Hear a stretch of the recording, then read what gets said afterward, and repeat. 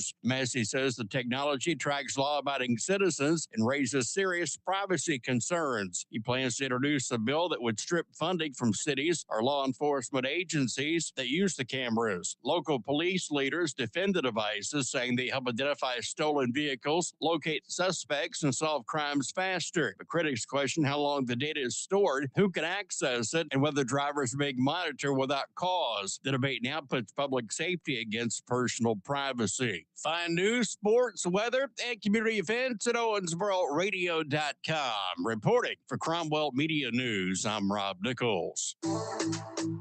When something goes wrong with your plumbing, it never happens at a good time. It happens fast, and it needs fixed fast. Call RFI Plumbing.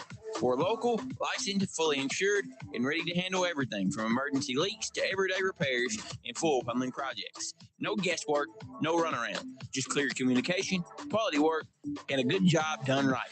When it matters most, trust the local pros at RFI Plumbing.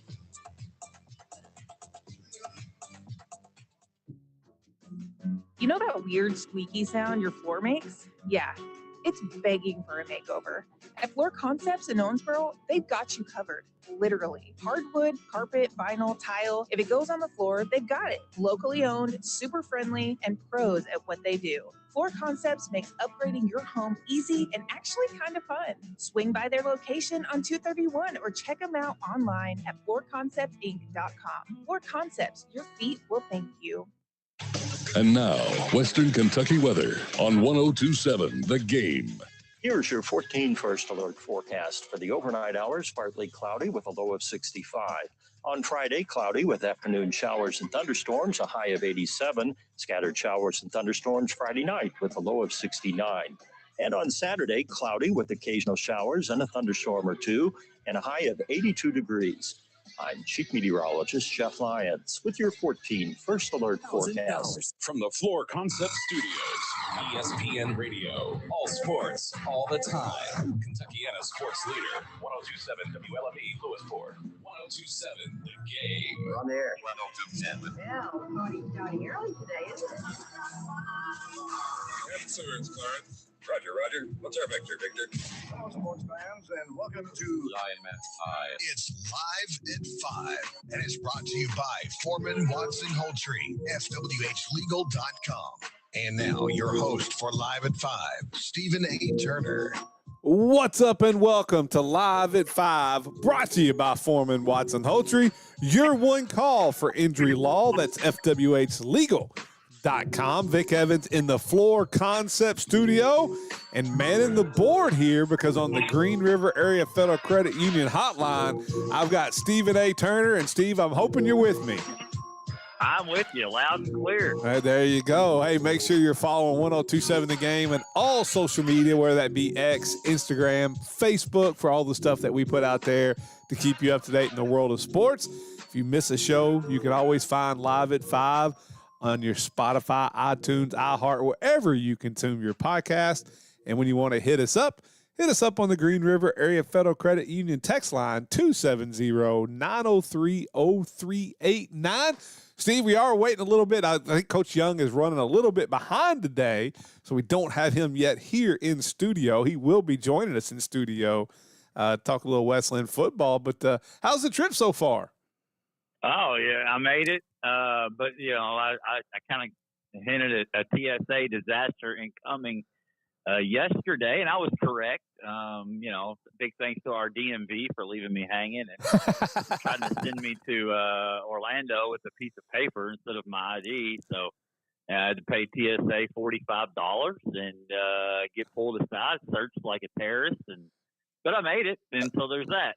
Well, I mean, you kind of have that. You know, I mean, if you look at people who have, like, you know, tried to take down planes, you kind of look like one, Steve. I guess, you know, it wasn't pleasant, and it's not going to be pleasant tomorrow. They kind of gave me a heads up in Louisville that Orlando would be much worse. So I'm looking very forward to getting back on a plane tomorrow. I can't wait to go through the Orlando airport. I'm going to give myself about 2 hours to get boarded, and hopefully I'll be home Saturday, only to leave again on Sunday. So that's kind of where I'm sitting. Well, maybe you could hit some casinos down there and get your $45 back. I mean, that's actually work paid for it. Okay. But I had to point that out because this Real ID, man, don't even get me. I mean, I don't want to go off on some sort of like anti-government tangent here to start the show, but these hidden taxes that the government throws on the Real ID is absolutely pointless. It is a scam. It is. I mean, it's just absurd that I had no trouble ever traveling before this Real ID thing had started, and since I've obtained a Real ID, I've had nothing but trouble. So that's just I'm anti-Real ID, and that's just where I'm going to leave it because it's a very frustrating day at the airport yesterday. Luckily, I was running a little bit early, so I could afford my 45 minutes that it took me to get through TSA. So. You're getting closer and closer to like out there with Briggins being anti-government and out there just a conspiracy theorist nut and just going nutso. Is that what you're telling me?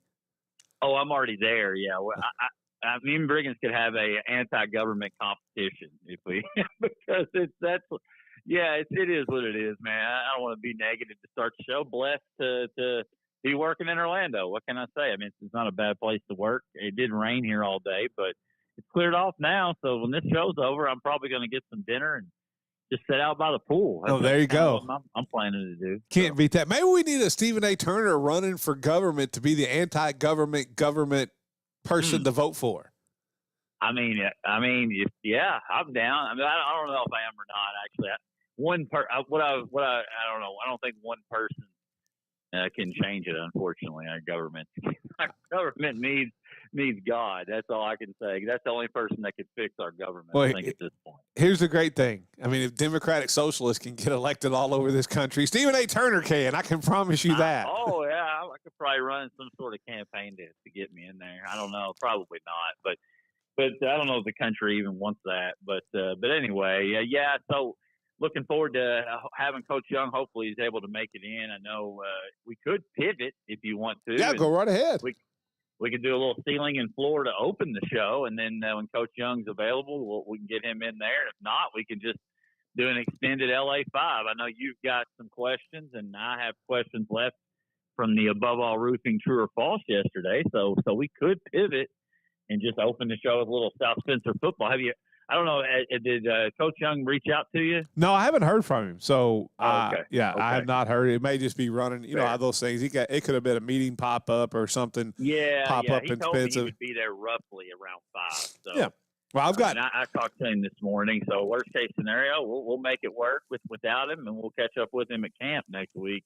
I just wanted to touch base. I know KWC football opens camp on Monday. Actually, report tomorrow, and then open camp practice on Monday. So just looking forward to talking to him a little bit ahead of camp. But if you want to, we can go ahead and pivot to do a little South Spencer football to open the show. Got the schedule pulled up right in front of me. Always prepared, Steve. So looking forward to it. A little seat on the floor. Coach Neighbors in his second year there. 2-8 last year.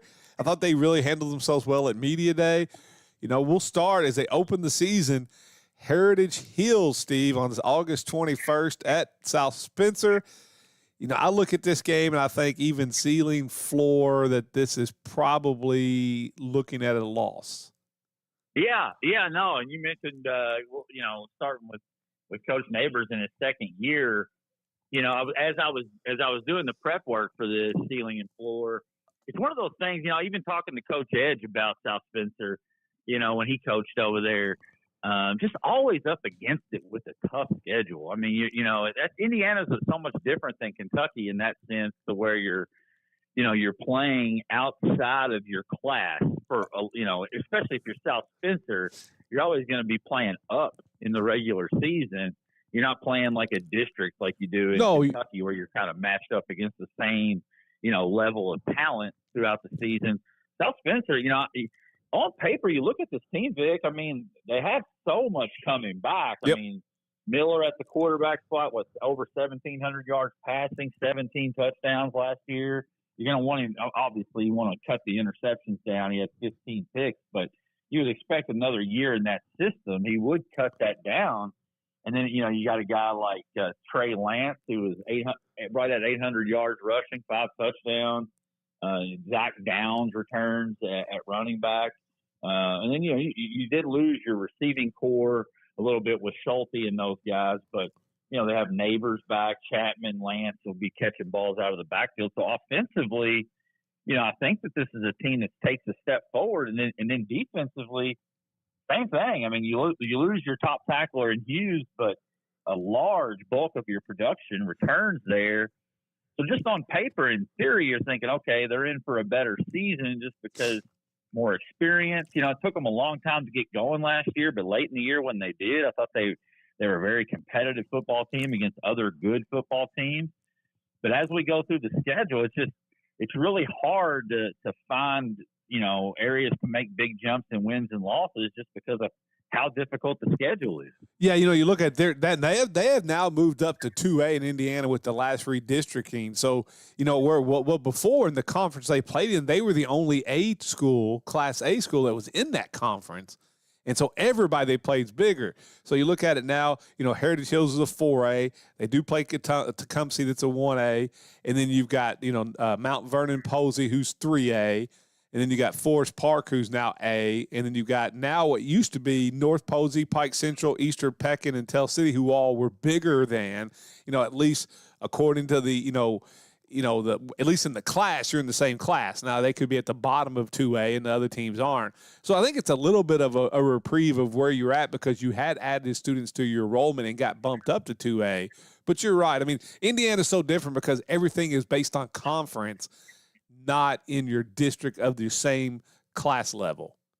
Yeah, and it's hard. I mean, you could be a good football team, and it's hard to make up ground because the teams in your conference are just bigger schools than you. It's just, so, but I will say that the schedule that they play, and especially the way they finish the season as we get into the schedule here in a second, I will say that that it sets it up for a potential playoff run, which is another thing about Indiana. It's a little bit quirky, obviously.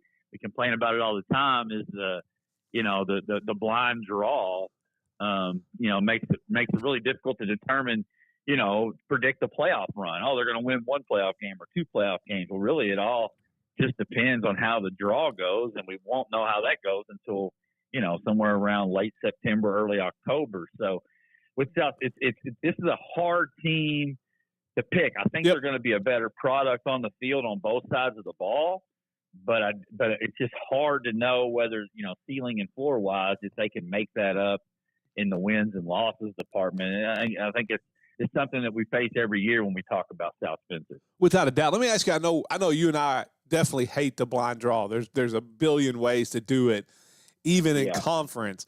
But let me ask you this. Do you like the Indiana system compared to the Kentucky system where every team makes the playoffs? Like, because in Kentucky, let's get a school like Muhlenberg County. Like, if you look at overall in 5A, they probably were better than some teams that made the playoff, but they happened to be in a tough district where you had Apollo and Madisonville and Owensboro last year, and you lost a game probably you shouldn't have lost to Marshall. Do you like it that every team in Kentucky or Indiana makes the playoffs regardless? Or do you like Kentucky where they, depending on, if you got 4 teams in the district, they all make it. But if you got 5 or in even some 16 districts, 1 or 2 teams don't make the playoffs? Yeah, see, I mean, it's a tough question because I think I do like having to play your way in some aspects. I mean, heck, in some districts in Kentucky, you're automatically in because you only have a 4-team district. I don't like the off balance there. But, in Indiana, you really don't have a choice because you're not playing for district seeding. You're playing a conference, which has absolutely nothing to do with what you're facing. And I do kind of like that. Oh, I love the conference. I love conference. Yeah, I do too. Part of me does, but then part of me is like, well, I don't know. Like the South Spencer is a perfect example of a team that is going to be up against it during the regular season. I mean, that could be great and have a losing record because you're playing teams that are just so much bigger than you. So, I mean, I think there's advantages and disadvantages to both. I mean, I definitely think I like the idea of having to play your way into the playoffs, but at the same time, like you look at, even if, let's just say, for example, and I don't want to pick on them, like Muhlenberg County did play their way in. Well, what's your reward? Having to go to Bowling Green, week 1 in the playoffs? I mean, in most seasons, that's going to be a really tall task for a Muhlenberg. So, there's goods and bad, I guess, in both, and it's really difficult to structure it, in a way where it can benefit a team to improve in the regular season. I think there's positives really to both sides of it. And for South, and I guess in Indiana, with the schedule they play, I mean, no one's going to remember if you won 3 regular season games. If you go real off 2 playoff wins and you're playing for, a regional title or sectional title, I guess really that's what you're culminating to is a run in the postseason. So I guess I kind of like the Indiana way a little bit better. Yeah, I do too. I think it'd be kind of cool. I mean, could you see like a football conference that's got like, take the 4 city schools in Owensboro, add Henderson to that, maybe even add like, if you want to, a Hancock and a McLean, and, you get 8 schools in a conference, so there's 7 of your games. Now, it would be tough for somebody like Hancock and McLean to compete with them, year in and year out. Or if you even wanted to go down and get like a Meade or something like that. I think it'd be kind of different and kind of cool. Yeah, I think that's a good way to compare what South Spencer's facing is if you're a Hancock or a McLean and you're playing in a conference with the 9th district schools, and maybe you only win 2 or 3 games in the regular season, but come postseason time, you'll be battle tested. Oh yeah, you'll be playing some bigger schools, and that's just kind of what you're facing, when you're talking about South Spencer. But it seems like an overall sports program there at South Spencer that's doing really well. I mean, basketball for a few years was at the top of our top 10. I know it's been down a little bit lately, but the girls basketball may be number 1 in the top 10 preseason poll, Steve. Yeah, I mean, them and Catholic are right there at the top on the girls' side. So, and in baseball, it's traditionally a powerhouse. It's been down a little bit recently. So football's kind of carried the mail for them as far as boys sports go over there. And I think it's going to be another big year. I think they got a great coach over there, and Coach Neighbors is something they went from Coach Edge to Coach Daming, of course, Coach Neighbors. So they hire good coaches, and so I think the expectation level is high. It's kind of funny that South Spencer, if the 9th district school was playing a school outside of the city, I mean, South Spencer's probably the closest travel destination for our schools. Yes, but that it would have to be. Right up the street. I mean, it's just right. Street. Yeah, right over the Blue Bridge and up the road. Right, and go down to the drive-in and enjoy some football. But now we can get into the schedule if you want. You mentioned Heritage Hills. So let's start. You look at the August games. You got Heritage Hills, and then you go at Eminence, Kentucky. Yeah, I'm not even sure where Eminence, Kentucky is. I had to look it up. I had to do a little research on Eminence so I know where I stand here. But, yeah, Heritage Hills, no matter what, ceiling or floor year, I think it's going to be a difficult game. I do think it's a better game than it was last year. I think it was like 66-0 last year. You're talking about a very seasoned Heritage Hills state title contending team versus a new group of guys over there for South Spencer. So that was a tall task. I think that score is a lot more respectable this year, but either way, ceiling and floor were both in agreement there that it's a tough one to open. But Eminence, I like the schedule there. You come over to Kentucky and you play Eminence. They're a 1A school, went 4-7 last year. And I think no matter how the season goes for South Spencer, I think out of the gate for the month of August, you're looking at 1-1, ceiling or floor. I think so too. I mean, I think they'll go and take care of business with Eminence. I'm like you. I think you look at it either way, ceiling and floor. I've got them both 1-1 on the year. Yeah. No, I think that's accurate. And then you move in September the 4th will be their first game in the month of September at Tecumseh.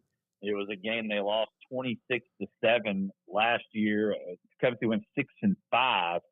But let's just do the whole month of September and we'll kind of run it down. Because you're at Tecumseh, you host Mount Vernon, who's kind of dominated that series. That they won 49-7 last year.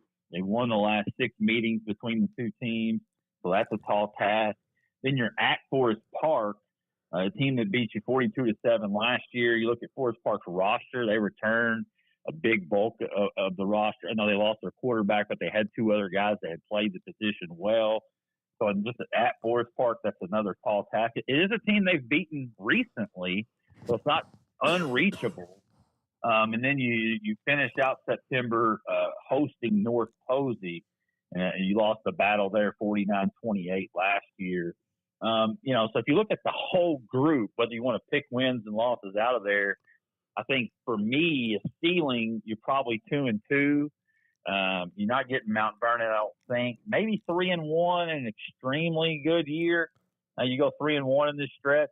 And unfortunately, in a floor year, you were 0-4 against them last year. So I think it's probably 0-4 as the floor for me, and probably 2-2 as a realistic ceiling for the Rebels in September. Well, listen, we're a lot alike here because I had very easily the floor being 0-4. Just like you said, you lost all 4 of those games last year. A couple of them were competitive, a couple of them weren't. I think even in a ceiling year, 2-2 in that 4-game stretch is probably what you're looking at. If you go 3-1, now you're talking about being on top of the roof.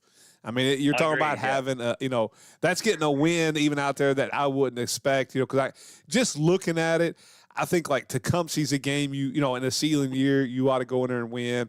I don't see there's a way of Posey, of Mount Vernon. Now, Forest Park does have a lot returning. They are a 1A school. They won last year. But I can see in a ceiling year probably losing to Forest Park and beating North Posey to go 2-2.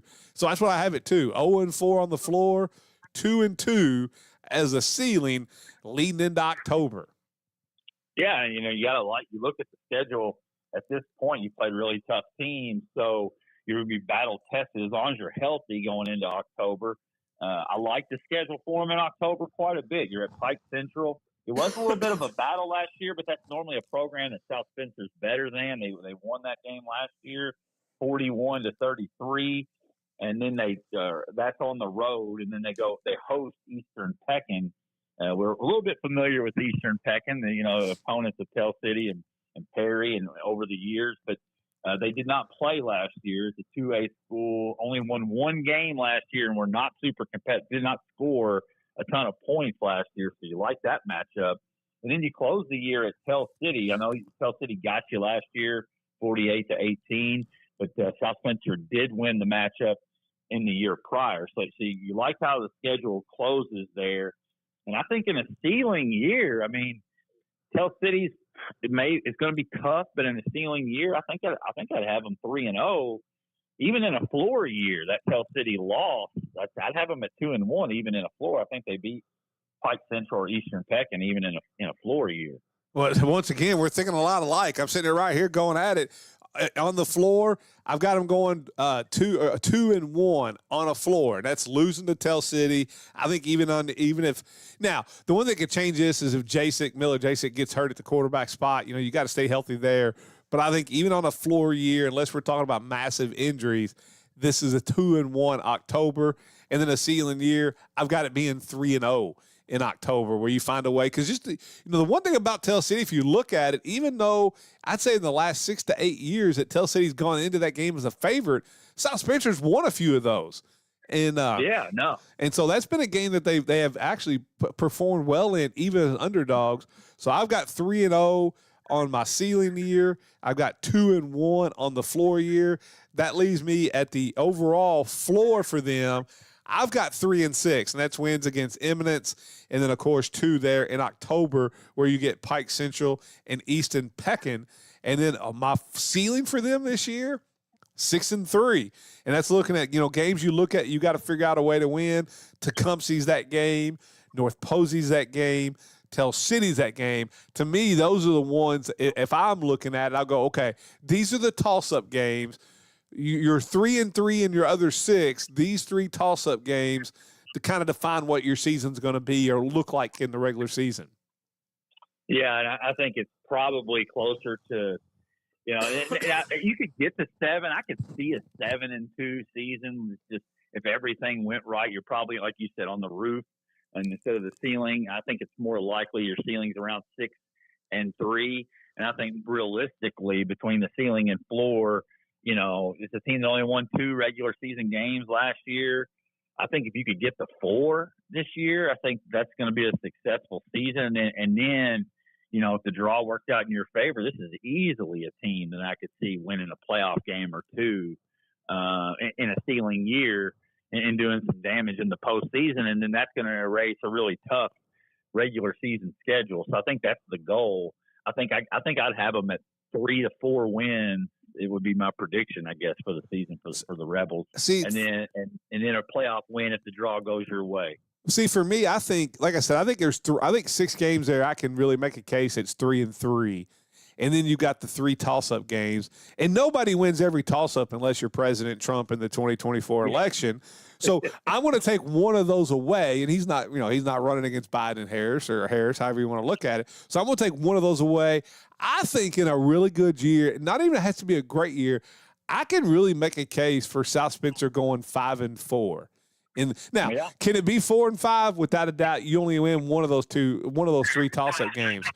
But I'm going to make a prediction that South Spencer surprises a lot of people and goes 5-4 in the regular season. Then we just kind of see what the draw is, and the draw could come where you're looking at being a favorite in 2 playoff games, or you're a 25-point underdog against the number 1 team in the sectional. I mean, that's just the way it works over there.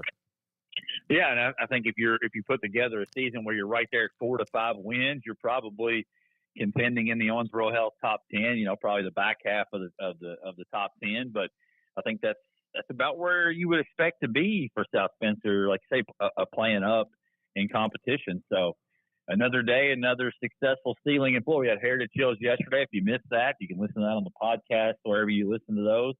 And then tomorrow, we'll dive into a little bit of Tell City, Perry Central. We'll do 2 tomorrow to round out our Southern Indiana schools. Is that what we're going to do going forward? Where you keep rivals together? You going to do like Grayson and Edmonton at the same time? I think you almost have to, don't you? I think we've got Grayson and Edmonton on the same day, and I think we have Breck and Meade on the same day. Ah, I like it. Try to limit it to 1 school a day, just to base upon it, so we can stay flexible. You get 2 in there, and it gets kind of tough. I know tomorrow we're loaded with guests. I think we'll have the Bombers that are coming in to interview with you tomorrow. And then Kenyatta tomorrow as well. Yep, got Kenyatta Carbon, the former Red Devil star and future Moorhead State star. I'm looking forward to that. Yeah, so tomorrow will be, you have 2 interviews and 2 ceiling and floors and get you to the weekend. But that's all I got. And hopefully, I know if something came up with Coach Young, I have not heard from him. But if he comes in, we'll certainly break in and do that. But I guess the rest of the way we'll be looking at a little Van Atten's LA, whatever number we can get in here on the show today. Well, I mean, when you're traveling. Yeah, I mean, we'll have 28 minutes to get plenty of Van Atten's LA 5 in with some great questions, and I'm looking forward to it. We'd also talk a little TBP. You got the championship game coming up, did you watch any of the TBT? Did you see the big fight that happened? Did you see that at all? I didn't see it. I didn't see the fight. I heard about it, though. I did hear about the fight. Now, I got Drew Franklin out here. He's being the opposite of my take on the TBT. We could talk about that after the break. Yeah, we'll do that too. Pause it for Karen Gross, and then talk a little TBT, a little Van Atten's LA 5. And that'll be the rest of the show, I guess. Yeah, let's pause it for Karen Gross, a realtor with RE/MAX Professional Realty Group. Your dream is her mission. You can find her 270-315-9810 or also at KarenGross.net. Hey, it's Live at 5, brought to you by Foreman Watson Holtree here on 102.7 The Game. Big news for barbecue lovers. Van Atten's award-winning Pitmaster barbecue sauce is now available at Meyer in Owensboro. Whether you're smoking ribs, grilling burgers, or slow-cooking pulled pork, Van Atten's brings bold, smoky flavor to every bite. Choose from original, sweet heat, or hot and spicy, and taste the sauce that's winning over pitmasters and backyard grillers alike. Swing by the Owensboro Meyer and grab a bottle today. Van Atten's Pitmaster barbecue sauce. Pit perfect every time.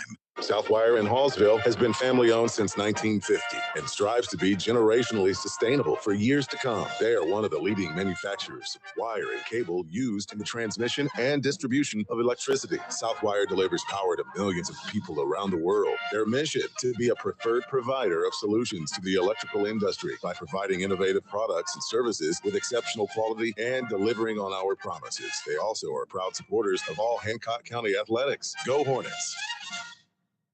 As America celebrates 250 years, B.F. Evans Ford celebrates you with employee pricing. You pay what we pay. New 2026 F-150 trucks are discounted up to $8,800 off MSRP. Buy a new 2026 Maverick as low as $33,500. Or how about a new 2025 Bronco Sport as low as $28,500. B.F. Evans Ford Livermore, serving the tri-state since 1953. Stop in or shop online at bfevansford.com. Pricing excludes sales tax, title, license, and processing fee of $299.50. See dealer for details. Hi, I'm Zachary Clark with the Greater Owensboro Realty Company. Whether you're buying your first home, upgrading to your dream space, or selling and looking for the right price, I'm here to guide you every step of the way. With proven results, local market knowledge, and real commitment to my clients, I'll make sure your move is the right one. Let's turn your real estate goals into reality. Call or text me today at 270-231-1576. And always remember, close with Clark.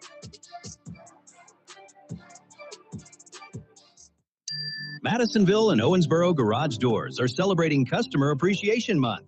Anyone purchasing a new garage door with installation in July will automatically be entered into our Customer Appreciation Rebate drawing, where 4 customers will receive a $250 rebate.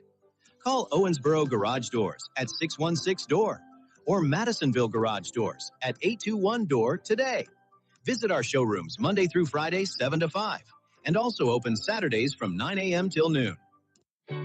Are you looking for a career where you can make a difference in your community? At River Valley Behavioral Health, we're looking for caring professionals dedicated to providing compassionate care. Whether you're looking for a career in mental health counseling, nursing, administration, or more, River Valley Behavioral Health offers a supportive work environment, great benefits, and opportunities to grow. Visit rvbh.com/careers to explore career opportunities today.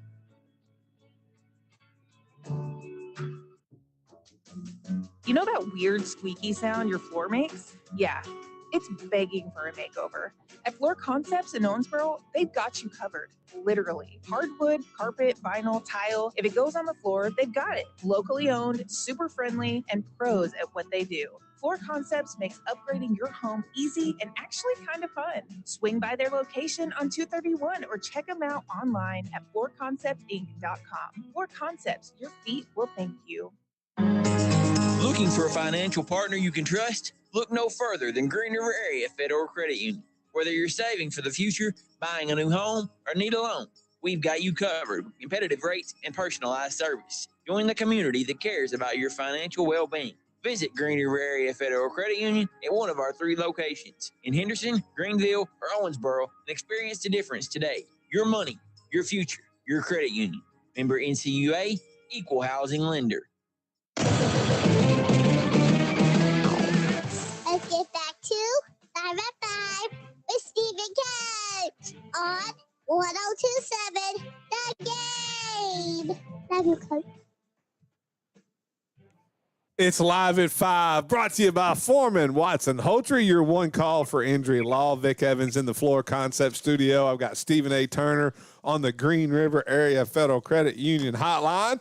And that's the new return there, Steve. Rim came in yesterday, put that in there, had to throw in that little love you, coach, at the end. So I was like, I got to put that on today. Oh, that's incredible. Yeah.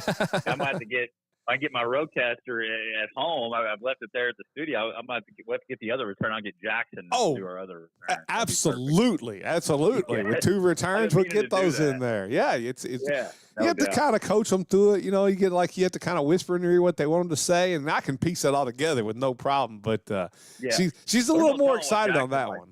Yeah. Who knows? Who knows what he may say?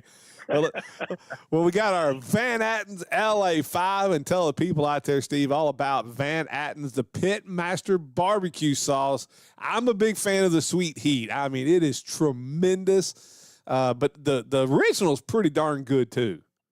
Yeah, no, and from backyard grills to big events, they make it fit perfect every time.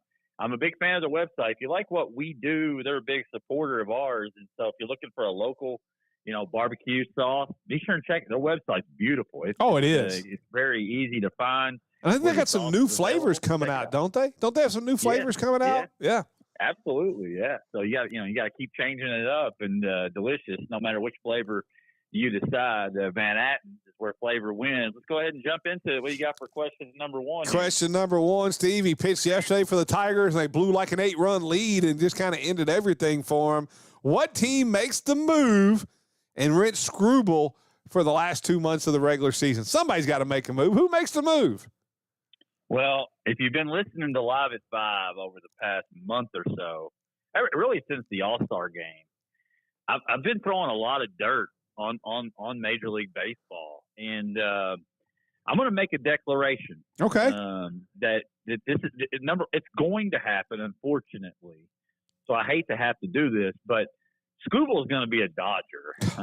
I mean, let's just be clear. He's going to be a Dodger. I mean, it's going to happen. And then when it happens, I'm done with baseball. Like, I'm done with it. Well, here's there's no reason to even watch it. Like, what's the even point? Like, you just, at some point, like, can somebody else sign a big free agent or make a big trade? I mean, I don't even think it's going to be a rental and then the Dodgers. I think the Dodgers are just going to make a move for him.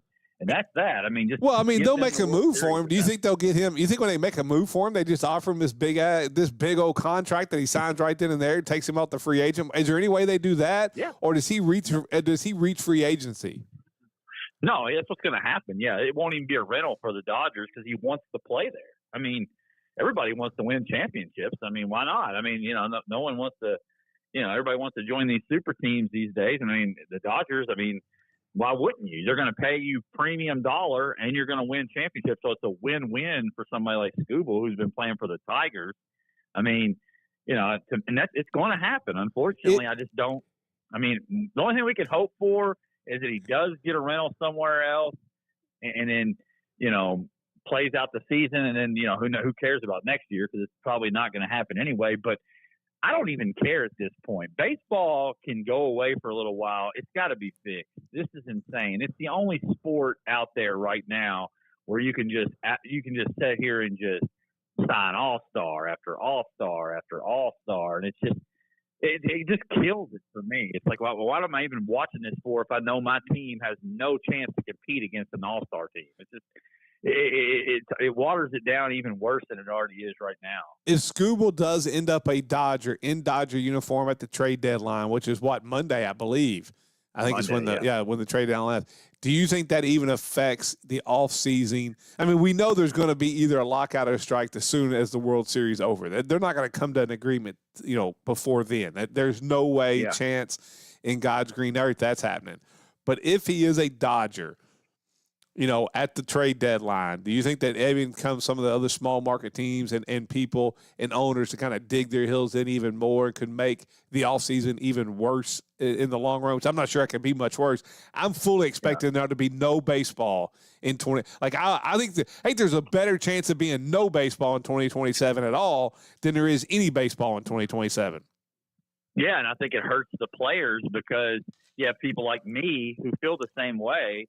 They're just like, this is ridiculous. And why am I even wasting my time with this sport if one team just gets to load up against everybody else? I mean, they have single players on their team that have bigger contracts than entire teams' payrolls. I mean, it's just no wonder why the smaller market teams are suffering and baseball can't grow.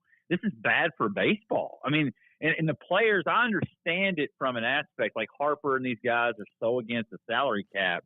But I just think in the long run, it helps all baseball for there to be a cap. Like I said the other day, the NFL guys are still getting paid monster contracts every single year. There's a salary cap there. I mean, the NBA is a little bit more liberal with it. The MLB is way out in left field. So you got to reel it in somewhere between the NBA and the NFL. And guys are still going to make a lot of money, but these small market teams just have no chance to compete. And I mean, I think it hurts the game because without a doubt, half the markets in the league have no chance to compete, even for a play. When the season even starts. And I think it's important too that owners look at themselves because one thing, not just salary cap, but I also think because unlike the NFL, like the majority, all your TV money in NFL comes with a league contract where they're all splitting it. The majority of your money for TV rights in baseball is all regional. And it's amazing the differential of what the Yankees and Red Sox and Dodgers and some of these teams make on regional contracts compared to your Reds and your Pirates and your Braves. Yeah, I mean, because the Braves is the exception, but a lot of those teams just aren't competitive. So, I mean, But who wants to sit through a Reds game on television in late July most seasons when they're 40 games out of first place? Well, the Reds don't have their own network like the Yes Network or Madison Square. Like what the Red Sox have. Like the Yes Networks pays the Yankees, what is it, $40 to $50 million a year to broadcast all their games. And you have some where they, thought it was going to be better when they had that Bally's TV and it kind of collapsed and folded. And now you got Major League Baseball running like 10 of the team's networks. Yeah, no, it to me, the league is trending in a dire direction, and it's only going to get worse. I think if all the focus in the entire league goes into one team. This is what the Dodgers are doing right now is unlike anything that's ever been done. I know people want to point to the old Yankees, or they want that one year where the Marlins bought themselves the World Series. Those teams. This is even more. This is astronomically different than what we've seen from any other organization in baseball ever. And especially you keep, like, it seems like the biggest fish every year ends up on the Dodgers, and they just keep stacking it and stacking it and stacking it. So, yeah, I think that's where Scooble ends up. We'll see. Maybe I'm dead wrong, but it feels like the winds are blowing that way. Well, it reminds me a lot of like the Premier League, where you got Manchester United, Real Madrid, some of those teams over there, and where who's going to win, or at least be in the top 3 of the Premier League every year in soccer, because their salaries they're paying are because they're worth so much more, just so much different. And I just think you're going to have to put some type of cap on it and a floor. Like, if you're going to put a cap, then force these other teams also. The Marlins shouldn't be able to get by with having a team salary of $30 million. Force him to spend $80 million. So if you're taking $50 million away from the Dodgers, but now the Marlins are paying $50 million more with a floor, because that's what and it's not all on the rich owners, and it's an owner problem too, in the fact that there are a lot of those small market teams who are taking the revenue share money, and it's not going back into player salaries, it's going in the owner's pocket, and that's wrong also. Yeah, 100%. You have to have a floor. There has to be balance brought back to it. You have a handful of teams that are not even trying to compete and trying to maximize the value of their team in a negative way. And then you have the opposite end of the Dodgers, and there's really just the in-between teams are the only teams that really are competing for the playoff spots. So I just think the league as a whole would benefit from that. Agreed. I think the players would benefit from that. You're just seeing it. Okay, you're putting a cap on what we make, and it's very short-sighted versus seeing the overall health of Major League Baseball, and everybody benefits from that. I'm not taking the owner's side by any stretch of the imagination. But it's just to fix the league. I think that's the only way you can fix it, is to put a cap on it, or at least put some sort of guardrails in place that are better than the guardrails that are there now. But let's move it on. We got question number 2, LA 5. Bijan Robinson, Jahmyr Gibbs are using the old hold in, the new thing in the NFL, so you don't get fined. You're holding in, and reasonably so. One's getting paid like $4.5 million this year. I think the other one's getting paid right at $4 million. Do both of these guys get new contracts before the start of the season? Yeah, I think they both do. I think it is tough, though. I mean, when you draft a guy, in the first round, the whole thing is we get them for 5 years, right? But running back's a little different, because there's not a lot of guys that get paid the big money on the second contract because of the position they play. Right. And so, I completely understand it from the player's standpoint. They've outplayed their rookie deals. I think there's a way, and I think both teams will do this. Both teams are pretty well ran in the front office. And so you think they'll probably tack on some extension years, make it where it's a little lighter on the team up front, and maybe give them some security on the back end. But both guys are going to get paid. You're talking about 2 of the top, 3 running backs in the NFL right now, at least 2 of the top 5. Yeah, and Barkley, who's right up there. Barkley's making $20.5 million a year this year, with these 2 guys making, like I said, I think one's making 4.5, and I think one's making 3.75. And I love the rookie, when they change the rookie deals where you don't have holdouts. I love that. The one position it kills is running back, because if you come in at 21, you're in there for 5 years on a first-round draft pick. Now you're 26, 27. And not many teams, now you're starting to see a little bit kind of flip the other way, but not many teams want to give a 26, 27-year-old running back a 5-year deal. No, you have to be elite. I think Gibbs and Bijan both are guys that will get, would get that deal theoretically, but I think they get it this year. I do. The hold-in thing is interesting. It's a way to keep yourself from getting fined. It's something we've seen become a little bit more popular over the last few years in camps, but And I heard Dan Campbell talk about it a little bit today, and he said, it's going to get done. I mean, at the end of the day, those two guys are the faces.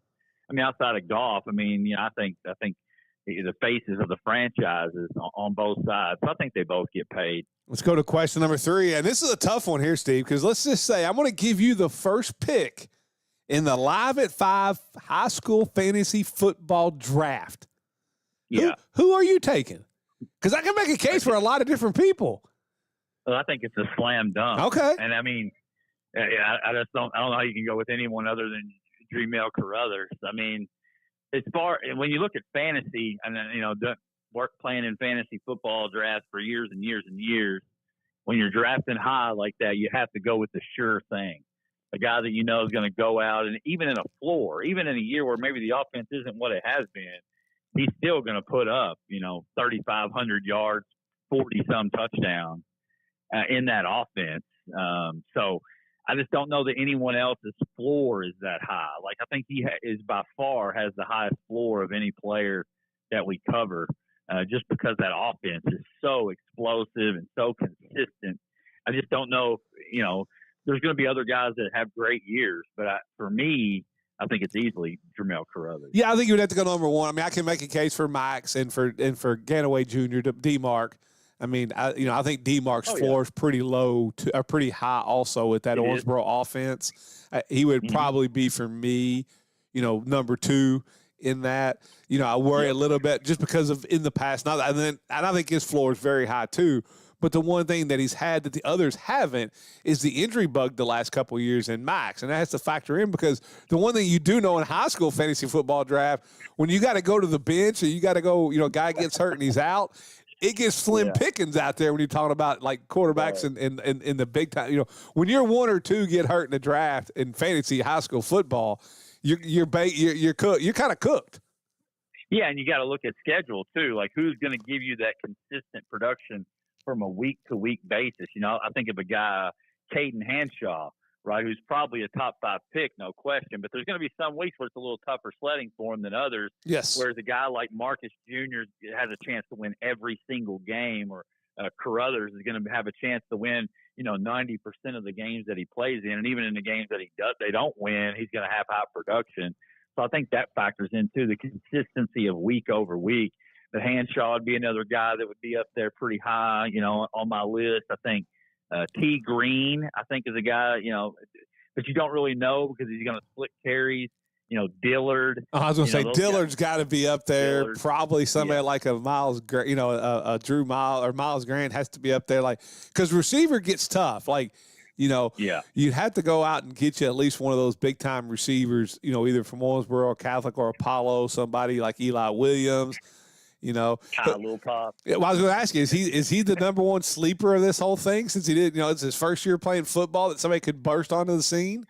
Yeah, a lot of unknowns, but yeah, definitely another guy that I would really like, and I'd probably take him without question. Probably, in the top 2 or 3 rounds would be Eubanks out of Hancock County.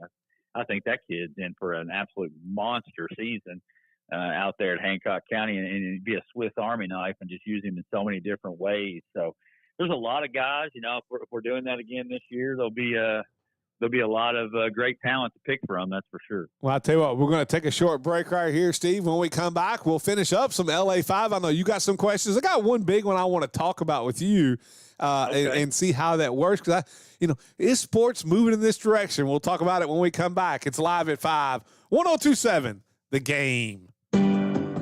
This is Travis Holtree of Foreman Watson Holtree. Please listen to this personal message. I've lived in Owensboro, Kentucky for more than 30 years, and I've raised 4 daughters here. Most of our team members were born and raised here, and it troubles me to see national law firms with no ties to our town spending millions of dollars to persuade our people that somehow size matters. I'll tell you what matters: the blood, the sweat, the tears our attorneys and I have invested in our hometown. Dedicated to you, committed to justice. Foreman Watson Holtree. Your vascular health matters, and expert care is closer than you think. At Owensboro Health, our board-certified vascular surgeons, Gina Ressler and Marcus Mosley, deliver advanced treatment with compassion right here at home. From complex surgeries to relief from varicose veins, trust the team focused on your well-being. Learn more and schedule online at owensborohealth.org/vascular. Hi, I'm Karen Gross, Realtor with RE/MAX Professional Realty Group. If you've been looking for a home with plenty of space and a great location, you'll want to view my listing on Wyandotte Avenue. This all-brick home offers 4 bedrooms, 1.5 baths, a flexible bonus room, original parquet flooring, replacement windows, and a covered patio perfect for relaxing outdoors. Call me today at 270-315-9810. I'm Karen Gross, and your dream is my mission. When you see someone struggling with a serious illness, you don't have to wait to ask about hospice care. Anyone can refer, family, friends, or even the patient themselves. Hospice of Western Kentucky is here to help patients and families find comfort and support when it matters most. Need electrical services? Call Bailey Electric. Serving Western Kentucky since 2002. We handle commercial, agricultural, and residential needs. With over 50 years of experience, we're licensed, insured, and ready to help. Bailey Electric, your trusted local electricians. When something goes wrong with your plumbing, it never happens at a good time. It happens fast, and it needs fixed fast. Call RFI Plumbing. We're local, licensed, fully insured, and ready to handle everything from emergency leaks to everyday repairs and full plumbing projects. No guesswork, no runaround. Just clear communication, quality work, and a good job done right. When it matters most, trust the local pros at RFI Plumbing. Mark your calendars for this Saturday, the day of the Right Implement Tractor Pull at the Davis County Fairgrounds in Owensboro. Gates open at 3 with free parking and a free hat to the first 750 people. We'll have kids classes, women-only powder puff, diesel trucks, super stock tractors, and more. All proceeds benefit Puzzle Pieces nonprofit, and there'll be cash prizes and trophies for the top finishers. For more information, please visit the Right Implement Facebook page. The Right Implement Tractor Pull this Saturday at the Davis County Fairgrounds east of Owensboro. Let's get back to Live at 5 with Steve and Coach on 1027 The Game. It's Live at 5, brought to you by Foreman Watson Holter, your one call for injury law. Vic Evans in the Floor Concept Studio. Stephen A. Turner on the Green River Area Federal Credit Union Hotline. And we're right in the middle of a Van Atten's LA 5. And Steve, before you get to your questions, you know, this started as a rumor that was kind of a coach just making a flippant comment, and it blew up the internet, people talking about this. But then it got me thinking. And the internet rumor was that UNLV basketball was looking to sell itself. Like, guys like, hey, we gotta have to sell the program if we want to be competitive. And here, it got me thinking, even though that's fake, I mean, it was tongue-in-cheek is what he was talking about, but it blew up that people talking about that, you know, the Raiders owners were interested in buying UNLV basketball. But in this new day and age where we've talked about NIL and the money these people are spending, it's not like, how long can it go on? It's not sustainable. It doesn't look like the Congress bill is going to pass because the SEC and the Big Ten want to fight and make everything about them and not about what's best for college football. But can you see in the future where wealthy individuals or a group of investors actually buy and own college sports teams and run it where they also get a cut in R&I and the investment that they're putting in? You know, it's interesting. They talked about this on PTI. As I was waiting for you to call for the show, they were talking about They're it. still in our topic, huh? Yeah, they did. They jumped right in on top of it. But I will say, for me though, if you're a wise investor, like none of these athletic departments are profitable. No, but I think you're taking, but here, part of the problem is, like, a lot of schools, football's profitable, but now you're having to pay on other things, you know, so do you look at it and say, okay, we're going to sell off football because there's a lot of expenses in that, or we're going to sell off football in another sport, you know, I know it's not profitable. I mean, are the investors getting the ticket money or the revenue of like the merchandise sales? I mean, that would be interesting to see. I could easily see this being a thing in the future where people come in and buy into programs. But, I don't know how you would make money out of it unless I don't know how that would work. I mean, you have to pay, I guess you'd pay the college the money up front, and then you would get all the income from it, I'm assuming. And I would think that you have to look at it that you're footing the bill or you take it off your hands. And so the revenue, TV revenue, you're getting a big share of that and this type of stuff. I mean, it would be kind of like you own the Yankees. Now, there would have to be something where the school gets something out of it too, because they also have to pay for a lot of other sports. But, I mean, there's some big expense in college football. And you look at bowl games and things that, and travel and that kind of stuff. I mean, I just don't see how we can keep doing what we're doing in a sustainable 5, 6 year, 7 year, 8 year period. And I mean, I can start seeing sustainable. Yeah, it's not sustainable. Well, I mean, let's be honest. Texas Tech football is not where it's at without the man down there with all the oil money who's been buying players for football and softball. Let's just be honest. It's not. Texas Tech softball has been irrelevant, but now they got a big oil tycoon who's spending $40, $50 million on football players and also on softball players. They're paying softball players $1 million. I think this year they're going to have 4 players making $1 million a year playing softball. So it's just baffling. Why not sell the team to him? That's a crazy expensive hobby. I mean, because that's all it is. It's not like a business investment. You're not like getting any return on your investment. You're just it'd be like me paying, Scooble to come play for the Phillies because I want the Phillies to win a World Series. I get nothing in return. But think about this. But you look at it. 3 days ago, Ohio State signs a deal where they get $16 million a year to put a patch on their jersey. Okay? Yeah. And then less than a day after that, it broke all records for that. Less than a day after that, Notre Dame signs a deal with SoFi for over $20 million a year to get the SoFi patch on a Notre Dame uniform. Are you telling me that with products like that, whether it be Notre Dame or Alabama football, Kentucky basketball, if Kentucky basketball was owned by somebody and they sold that part off to them where they were the ones cutting those deals and paying for players, I think there's some return on investment out there. People want to be a part of that. I guess, but the overhead expenses is you'd have to know all the overhead and all that to know if it would be. I'm sure it is. I'm sure the big brands would be super profitable. The North Carolinas of the world, the Dukes of the world, the Kentuckys of the world.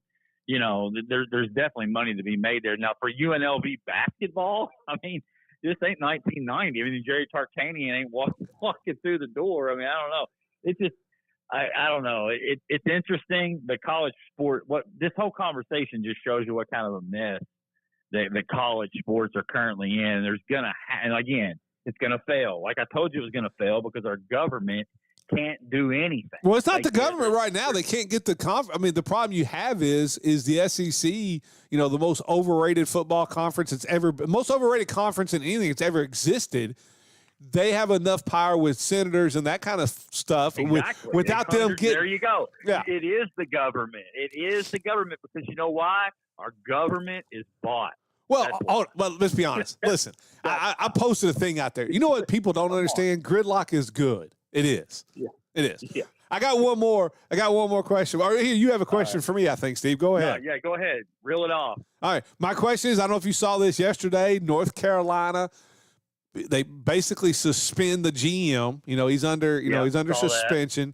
Does this basically put an exclamation point that the whole Bill Belichick experiment at North Carolina has been an abject failure?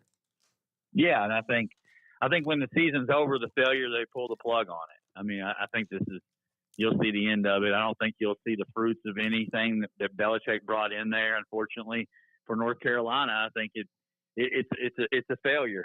And I think it's gonna show on the field too. Unfortunately for North Carolina fans, I don't see the needle moving much at all for them. And there's just too much money there to just keep going along with it. I think you pull the plug after this year. Yeah, the only thing more overrated than SEC football is Bill Belichick as a coach. There you go. Yeah, we're just staying on that. How about Baker Mayfield? I'll stand on that hill. Did you see Baker Mayfield's comments just absolutely obliterating the Tampa Bay front office for No. not giving him an extension? No. Yeah, so he's super upset that he's not been offered a fair market deal. Well, I mean, 2 days ago he was talking about I'll play on the final year. Yeah, he'll play the final year, and if they restrict me, I'll play on that money too because I'm going to be making $60 million a year. I guess his agent got a hold of him and like, hey, this is not smart. We gotta start throwing bombs. He did, and he kind of threw him under the bus for the Vita Vea situation, and it doesn't seem like that Baker would be back. Of course, they could franchise tag him, but you think Baker's back in Tampa next year? There's no way Tampa's going to let him walk. I mean, there's too many. I mean, why? I say that, but I mean, I don't know why you wouldn't sign him then. Well, yes, but let's be honest, you've been saying this, that nobody wins. You can't sign mid-level. You can't sign middle of the road 11 through 17 quarterbacks at $60 million and expect to win. Like if you're going to pay a quarterback, it needs to be a top 5 quarterback, $60 million.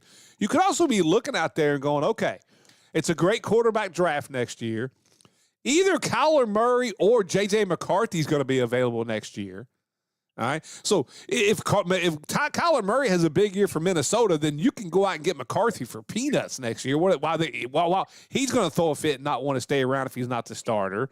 Penix may be available. Joe Burrow may be available. I mean, I guess you can look at it and say, moving parts. Yeah, I think you can look at it and say, hey, we'll let him play out this year, then we'll worry about that next year. I 100% agree. I think Tampa's doing the right thing. I think you don't want to overpay for a mid. I think Baker's probably taking him as far as he's going to take him. Let's see here. What else do I have? How about NASCAR drivers kind of bonding together to make changes for their cars? Do you think that's the only way for the sport to move forward? You look at what the Xfinity Series is doing in the rating of the O'Reilly Series, I guess it is now, whatever, it changes every year. But the Busch Series, that's what it really is. You see the ratings there really moving the needle because the cars are so much more competitive. You see these big name NASCAR drivers coming out talking about how if they don't change the cars, the sport's going to die.